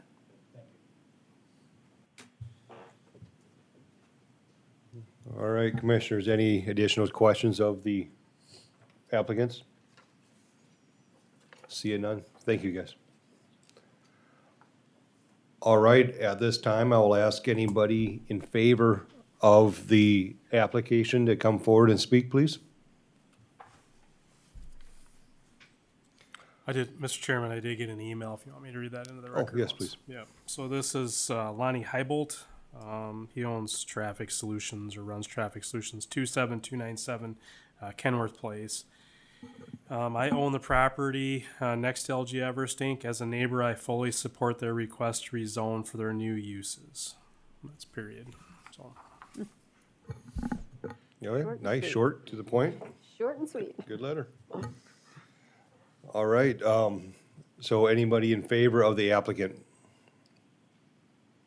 Seeing none, anybody in opposition of the application?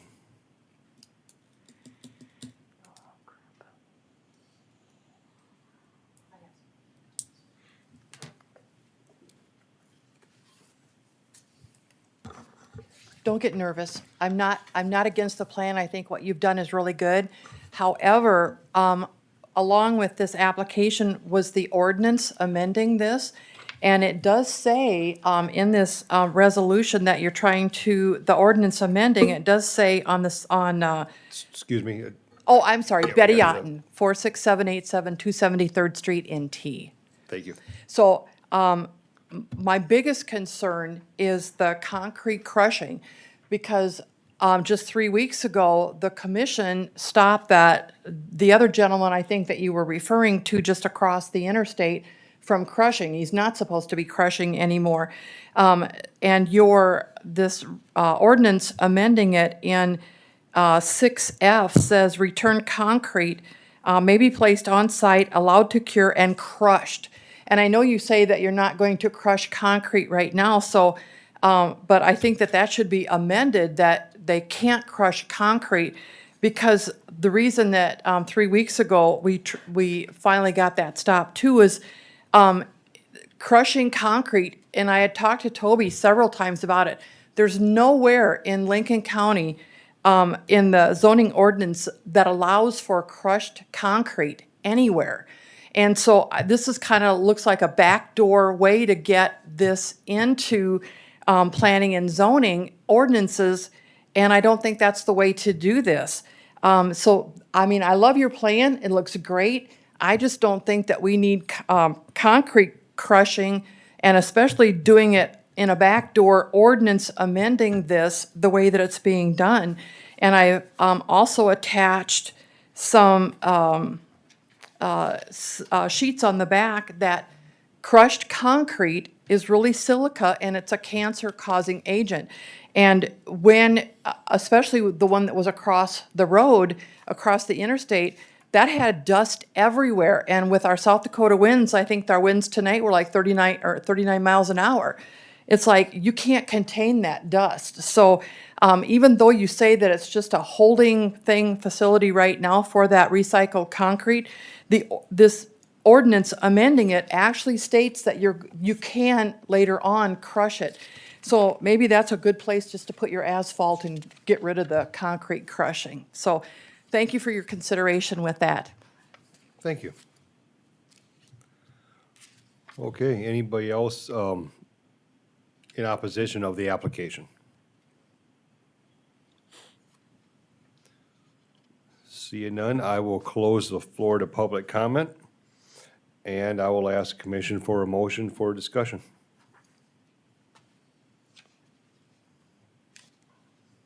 Not trying to get us out any quicker, but just to keep it moving, I'll offer a motion to approve. Second.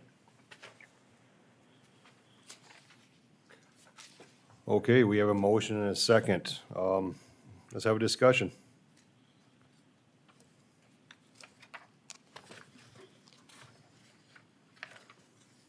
So Toby, what do we have to say about that then? For this, we not having that for crushed concrete, and then we're going to allow it here.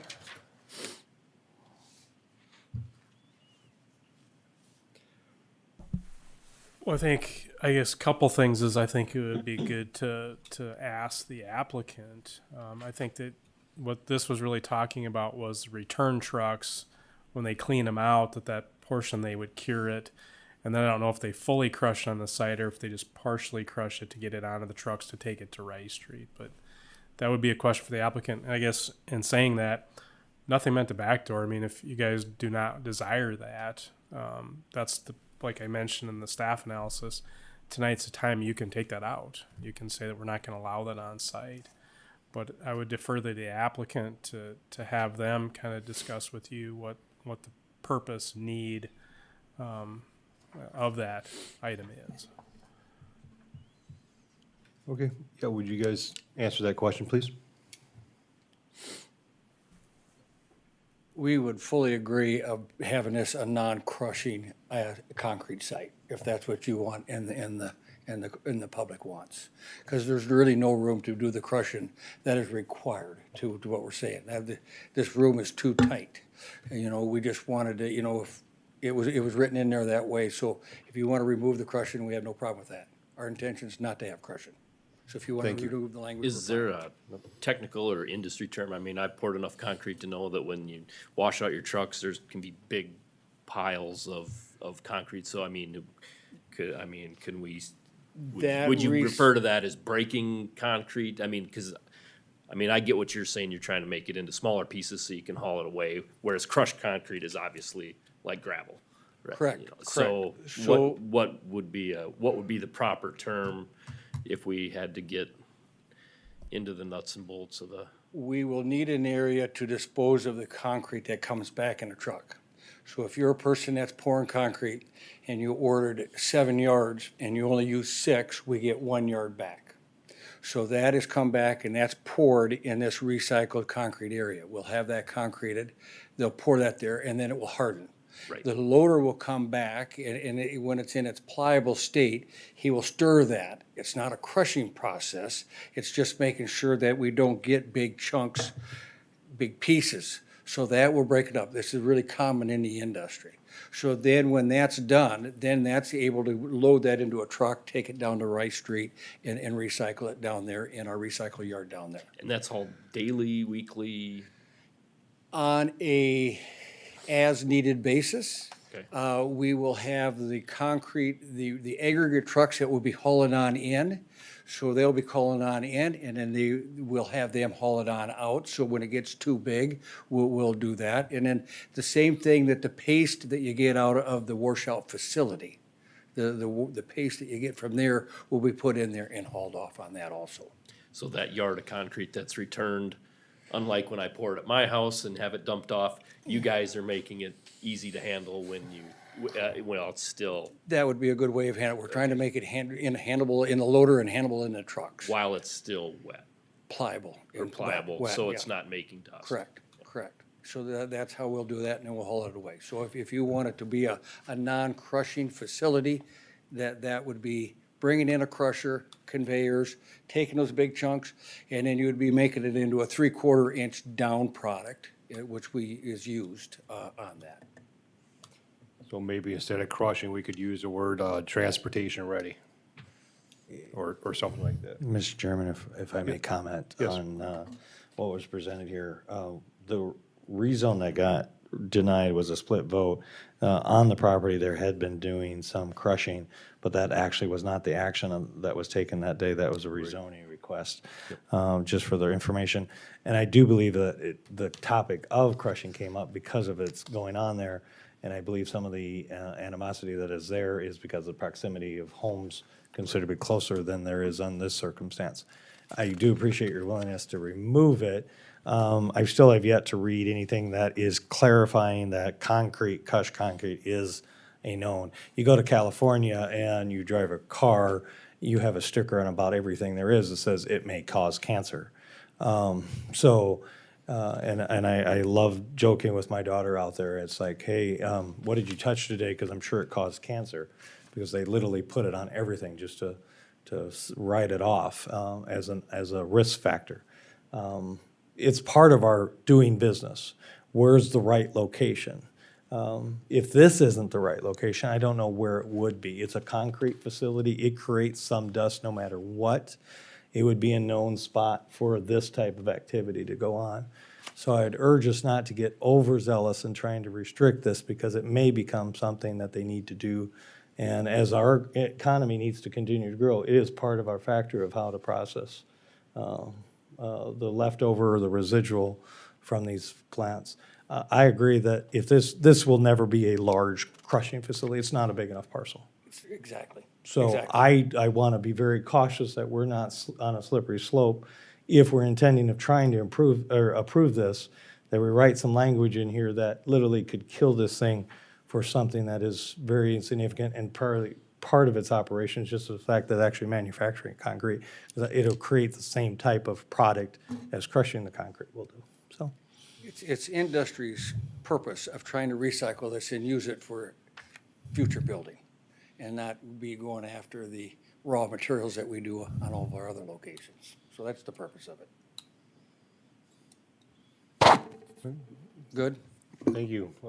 Commissioners, any further questions or continued discussion? Yeah, there's a little bit of discussion here, because if they're not going to crush the concrete, what does it matter if we put that in there?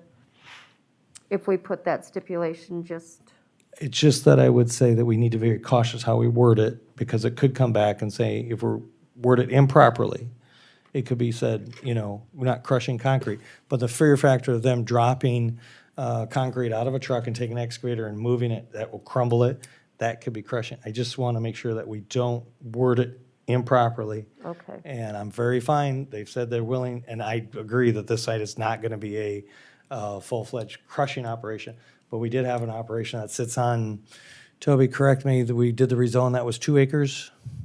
You can have an operation, it's just the scale of the operation that I need to be. And again, I've tried to browse through what was presented here tonight. It says possibly. There's a lot of things that are possible. I have not had anybody tell me that it has 100% causes cancer, and pretty much everything in our lives nowadays. We're facing COVID, we're facing everything else under the sun. There's risks out there for everything. My point being is a viable economic resource that we need to do for our economy to continue to grow.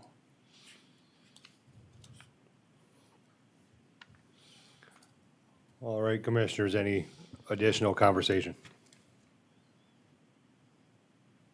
I think from what we've seen, being this is a initial draft, right? Toby, there will be a final one. But yeah, I think we've seen enough to move ahead. All right. Unless there any additional conversation, we have a motion to approve, and a motion and a second to approve it as is. If that's All right with everyone, I'll do roll call for this. So again, yes vote is to approve the rezone, and no vote is to not allow it. Commissioner Instead, Yes. Commissioner Hogan, Yes. Commissioner Johnson, Yes. Commissioner Scott, Yeah. Commissioner Poppins. Yes. And Commissioner Jungley is also a yes. Thank you, guys. Thank you. All right, with that, Mr. Brown, we are on to new business. Okay, thank you, Mr. Chairman. So I just put this as an agenda item on here primarily just so that I could put all the slides that we presented at the last meeting on there. I won't go through all of those. I guess just wanted an open discussion with the board of kind of what their conclusions are from that meeting, and if they had any questions or comments associated with it, so. I really appreciate everybody getting together and I like the path forward as that we talked about that night. So just on the phone, yeah, I think that was really good and presented, and I appreciate you putting it together. But on some of those topics about specifically acreage, things like that, I mean, mostly go for plan there, or what do we do?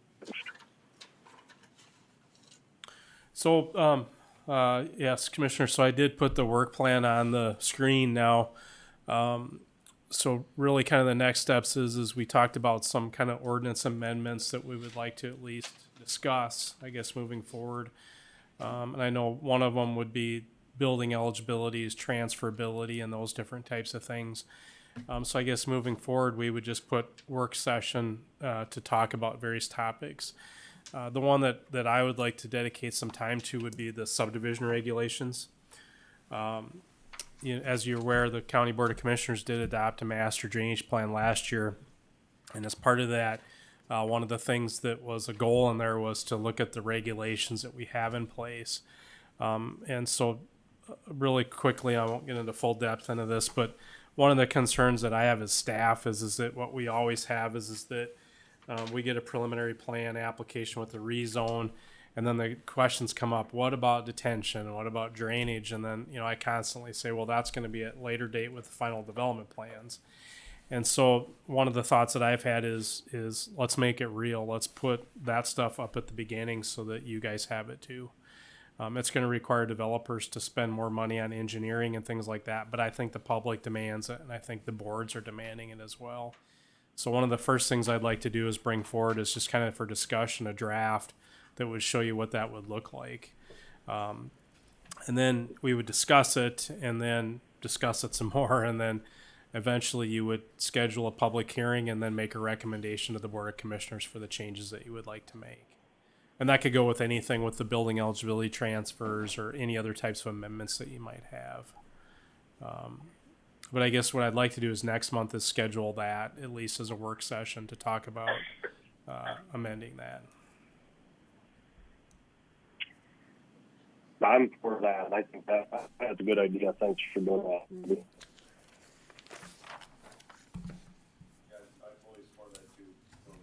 Okay. And it looks like a heavier agenda next month too. So I think we do have 4 or 5 applications. So it'll be a long meeting on that part of it. But I think it's critical that we start moving forward with that. So that's kind of just my conclusion of that is that we should move forward with some of those, at least to discuss it and see where we're going with the different things. Start with one and then move to another. Yep. Yeah.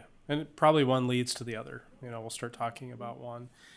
And I think, the other part of that too is it leads into the question that Commissioner Poppins asked in the previous application is who owns these roads or who takes care of these roads. That's something that we need to work on as far as approvals, is to make sure that there's homeowners associations or road districts or something in place as we establish these developments. So, and that's something that I think we can do better at in the future. But everything's moving so fast and there's so many moving parts to it that I think it just unfortunately got lost in the process of how that development got approved. So the second thing is, any other comments on that or conclusions on that? Okay. The other thing that I wanted to make mention of is that next month is your annual, I guess, organizational meeting. So per the bylaws, you guys choose a chair and vice chair for the meeting. There is no requirement of term limits or progression or anything like that within your bylaws. You're lucky you have those. Board of Commissioners does not have bylaws, but you have bylaws that establish the process for that. So next month you'll be voting. Your current chair is Commissioner Jongling, and I believe it's Scott is your vice chair on it. But there's no term limits on that, so you choose out of your establishment. The one thing I did want to talk about, though, is the bylaws allow the appointment of 2 alternates. And how we've always done the alternates is it's always the person, you have term limits, so you can serve no more than 2 terms. And how we've always established the alternates is that when those persons are in a capacity of an alternate. And the problem is that the last 2 resignations we had, they resigned, and so they didn't fulfill their terms. And so our alternates have currently been alternates for, I believe, it's going on a number of years now. And I haven't talked to them. I intend to talk to them before the next meeting to see if they're still interested. Both of them have come to meetings that they needed to be. But there is a provision where you would just establish 2 alternates. So I just wanted to make note of that.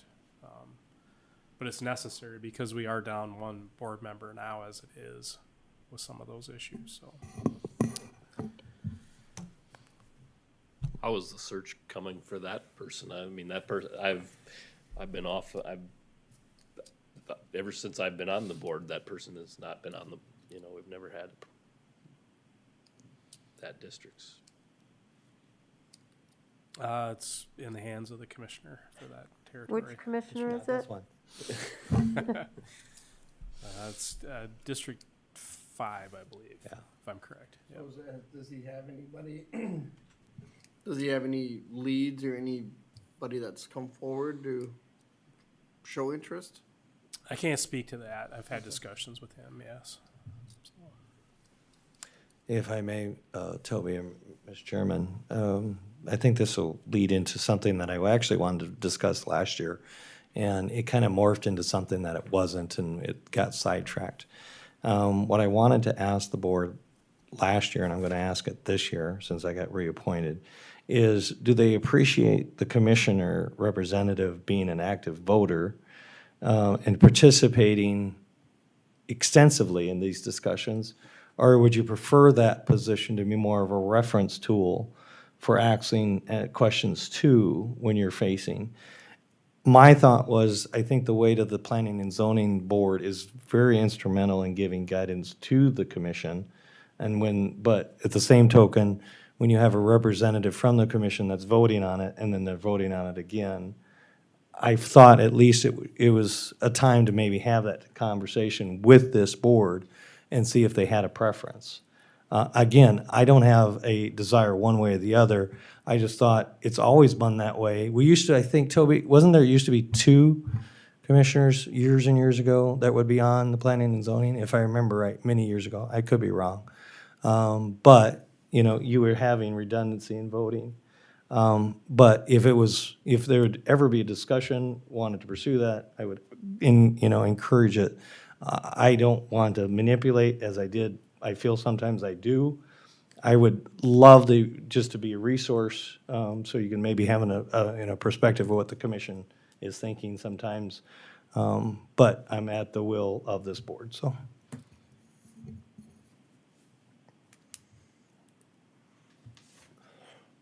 I do see your point, but I think yourself or any other commissioner on the board is very valuable. Right now, I could go either way with that one, but yeah, I do feel the commissioner on the board is a super valuable part of it, however we do the voting or not voting. Again, like I was trying to say, I am very opinionated, and I'm very glad to share that, but I'm also ability to hold that back I don't want it to interfere with your thought processes as you go through it, because it is extremely important, your decisions that this board makes. And I don't want it to be overshadowed by a commissioner, which is what I felt last year and wanted to bring it up, and that's what I wanted. This year I feel more comfortable going ahead and asking you about that. So that's my only thought, so. I have actually questioned that from the time I started on here as to having a commissioner have a vote on this board and also having a vote when it comes to them also. I have questioned that. Often wondered if maybe the commissioner could be more of a reference point and then it maybe a tiebreaker vote, maybe if that would come to that. I just don't know that having a say on both boards like all the time. That was my thoughts. It's just been a thought. Yeah, so if you can ponder that for next meeting, and if there's more discussion, you know, like I said, I've thought about it. I've served for the county for over 12 years now. I've served my first 3 years on the planning and zoning board, and enjoyed it very much. It was the most instrumental, quickly to learn about the county was serving on this board. And it's an extremely, I mean, this is by far what we deal with in this county all the time. Planning and zoning, planning and zoning, planning and zoning. And again, I'm glad to do what I do, absolutely. But again, I don't want to manipulate or overpower at times.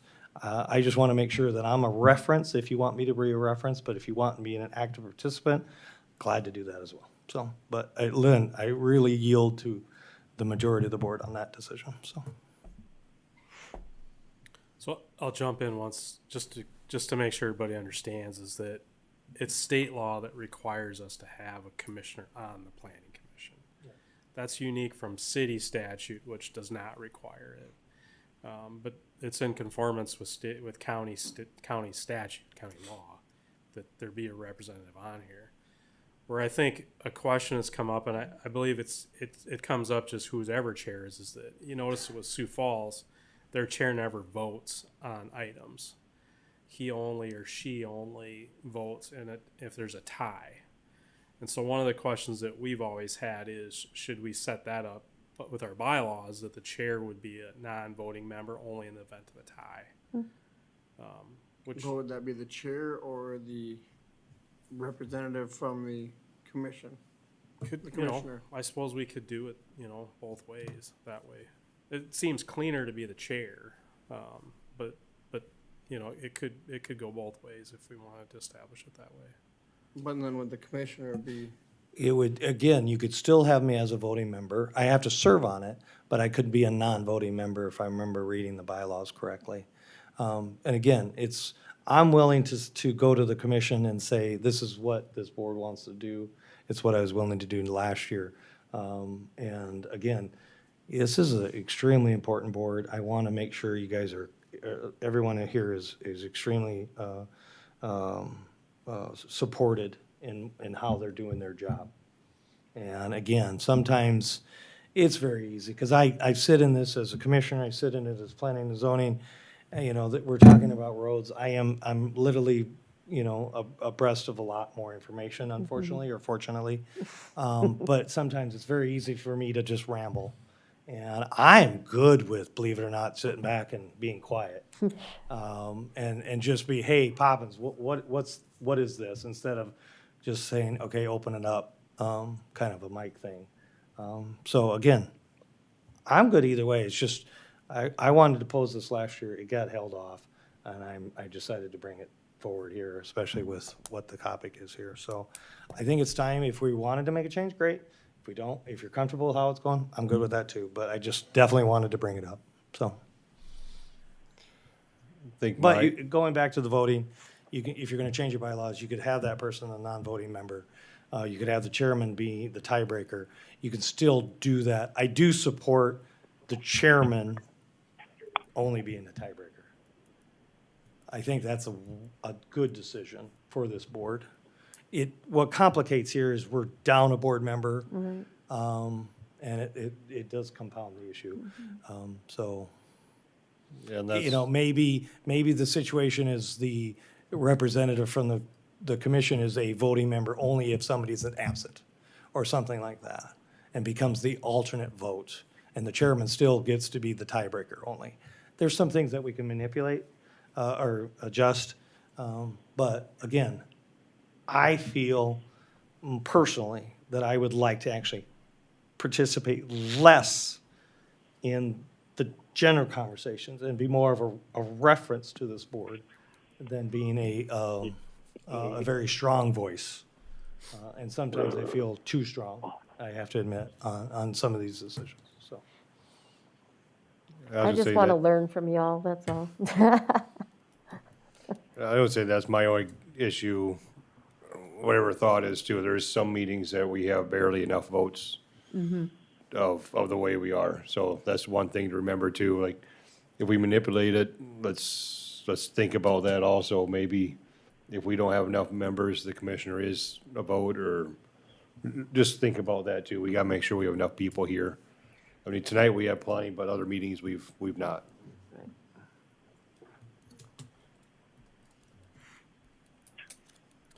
I think it's a good. This is Eric. I'm just listening. Hopefully you guys can hear me, but I think things the way we're doing is just fine, and I appreciate their Commissioner Poppins, their commissioners that are on there, and they're in it. I don't feel like like big overburdens or anything like that. So I like commission representative to be a voting member and doing things as is. And as far as tiebreakers go at this point, I've been on has gotten a point where we're a tiebreaker yet. Not that it won't come, but I would be for two members here. So I would prefer just all this. We didn't quite get to all that, Commissioner Scott, but if anyone did, please share. I think he said he prefers the way it is now.